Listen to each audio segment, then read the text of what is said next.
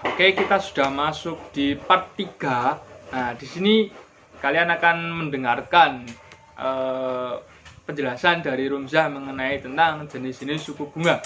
Jadi nanti kalian tolong disimak baik-baik.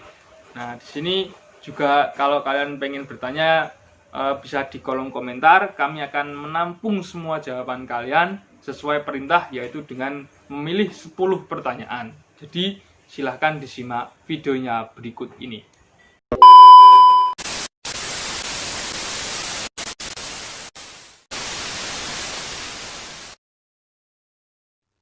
Assalamualaikum warahmatullahi wabarakatuh. Perkenalkan, nama saya Rumzah, NIM 1902111100053. Di sini saya akan menjelaskan tentang jenis-jenis suku bunga. Dalam kegiatan perbankan biasanya ada dua macam jenis suku bunga yang diberikan bank kepada nasabah, yaitu 1. Bunga simpanan, 2. Bunga tabungan. Bunga simpanan adalah bunga yang diberikan pihak bank kepada nasabah sebagai bentuk balas jasa karena telah menyimpan uangnya di bank. Bunga simpanan bertujuan untuk memicu para nasabah agar menyimpan uangnya di bank. Bunga simpanan dibedakan lagi menjadi dua jenis, yaitu 1. Bunga simpanan tabungan, 2. Bunga simpanan deposito. Bunga simpanan tabungan adalah bunga yang diberikan bank kepada nasabah berdasarkan jumlah tabungan dalam waktu tertentu, sehingga jumlah dana yang disimpan di bank akan meningkat. Sedangkan bunga simpanan deposito adalah suku bunga yang diberikan pihak bank kepada nasabah karena telah membuka tabungan deposito, dan besarnya suku bunga akan tetap selama jangka waktu yang telah ditentukan. 2. Bunga pinjaman. Bunga pinjaman adalah bunga yang diberikan kepada nasabah yang telah meminjam uang pada bank. Agar mendapatkan keuntungan, pihak bank akan menjual dengan harga yang lebih tinggi dibandingkan dengan harga belinya. Artinya, bunga pinjaman lebih besar dibandingkan dengan bunga simpanan. Bunga pinjaman dibedakan lagi menjadi dua jenis. 1. Berdasarkan sifatnya terdiri dari suku bunga tetap dan suku bunga mengambang. Suku bunga tetap adalah suku bunga yang tingkatannya tidak berubah-ubah selama masa pinjaman. Biasanya, suku bunga tetap dicantumkan secara jelas di perjanjian kredit. Jika suku bunga pasaran naik, maka jumlah bunga yang dibayarkan akan tetap. Sedangkan suku bunga mengambang adalah suku bunga yang tingkatannya berubah-ubah mengikuti suku bunga pasaran selama masa kredit. Apabila suku bunga pasaran naik, maka suku bunga yang harus dibayarkan juga akan naik. Dan sebaliknya, apabila suku bunga pasaran turun, maka suku bunga yang harus dibayarkan akan turun juga. 2. Berdasarkan perhitungannya terdiri dari suku bunga flat, suku bunga efektif, dan suku bunga anuitas. Suku bunga flat adalah suku bunga yang dihitung dari jumlah pokok awal pinjaman untuk setiap periode cicilan. Sedangkan pokok pinjaman dibagikan berdasarkan jangka waktu kredit. Suku bunga flat memiliki jumlah bunga dan cicilan pokok yang tetap.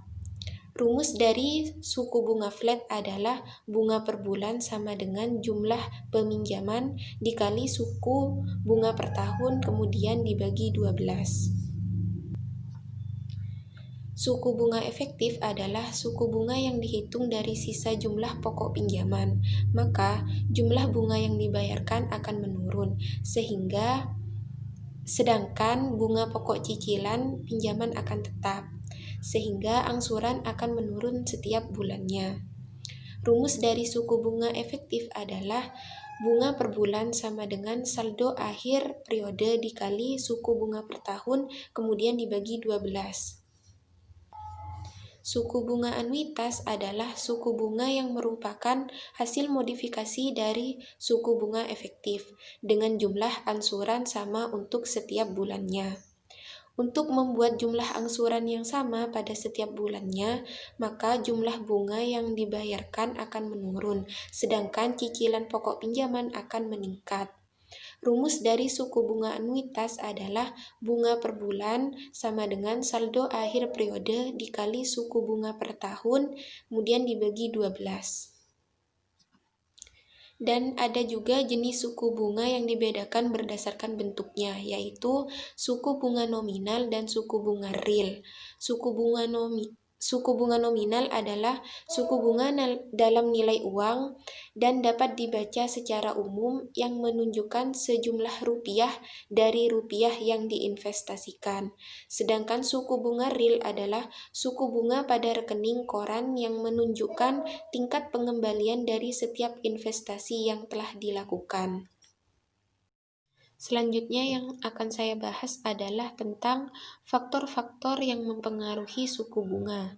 Biasanya faktor utama yang mempengaruhi besar kecilnya suku bunga adalah 1. Kebutuhan dana.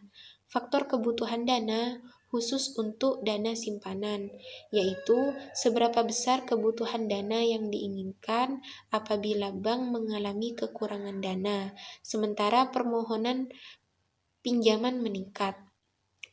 Maka yang dilakukan pihak bank untuk memenuhi kebutuhan dana tersebut dengan cara meningkatkan suku bunga pinjaman. 2. Persaingan. Maksudnya, apabila bank dalam keadaan tidak stabil dan kekurangan dana, sedangkan tingkat persaingan dalam memperebutkan berbagai dana simpanan cukup ketat, maka bank harus bersaing keras dengan pihak bank lainnya.